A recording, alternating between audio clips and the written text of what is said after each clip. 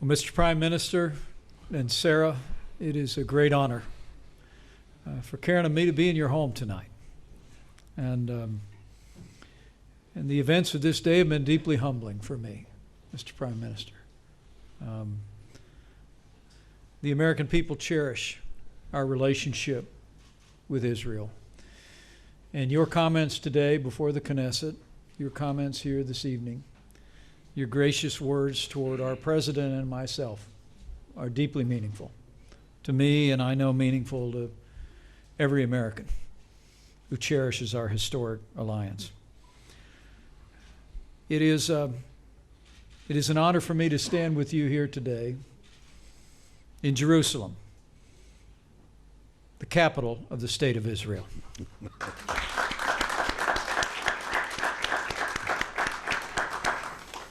I spoke to the president this afternoon, shortly after my address, and he asked me to give you not only his greetings, but his thanks.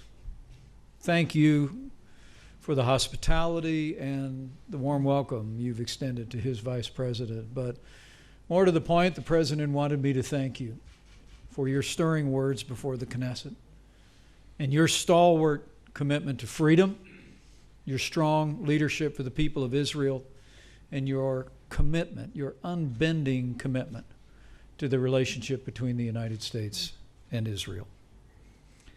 Over the past 3 days, I've had the opportunity to travel across this region. Met with President el-Sisi in Egypt, King Abdullah in Jordan. We talked about the changing times in which we live. Those two nations, as I said today, that forged peace with Israel years ago and now recognize the rise of a common threat in Iran. And the opportunity that we have for, in your words, Mr. Prime Minister, a broader reconciliation across the region. And we share that aspiration and that ambition. But I'm here today in Israel to simply celebrate and affirm the bond between our two people. We stand together for our prosperity and our security. We stand together in the battle against radical Islamic terrorism. And we stand together for a brighter future for both of our nations. Before we return to the United States tomorrow, Karen and I will take a moment to pay our respects at Yad Vashem. And we'll have the privilege to pray at the Western Wall. And I must tell you, this is our fourth trip to the Holy Land. But we never fail to leave here without a sense that our faith has been renewed. Our faith in God, but also our faith in the extraordinary people of Israel and in their commitment to freedom and security and peace. And I must say, I leave here with confidence that with President Trump in the White House and with your strong leadership here in Israel, that the best days for the United States and our most cherished ally, Israel, are yet to come. Thank you. Karen and I look forward to a lovely dinner with you and Sarah, and we are grateful for your friendship and hospitality.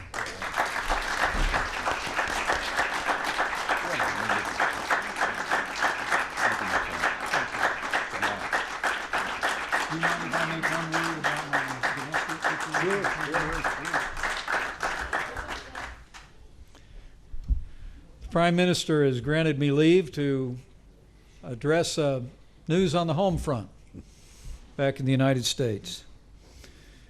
And let me say, we welcome the news that thanks to the firm stand taken by President Trump and House and Senate Republicans, the government shutdown in Washington, D.C. is coming to an end. Well.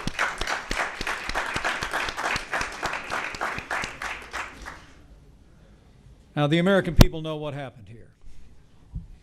A minority in the United States Senate chose to shut down the government, denying our soldiers benefits and wages that they earned, jeopardizing government services just to advance an issue pertaining to illegal immigration. but the Schumer shutdown failed. Now that the government is reopening, Congress can get back to work advancing the president's agenda.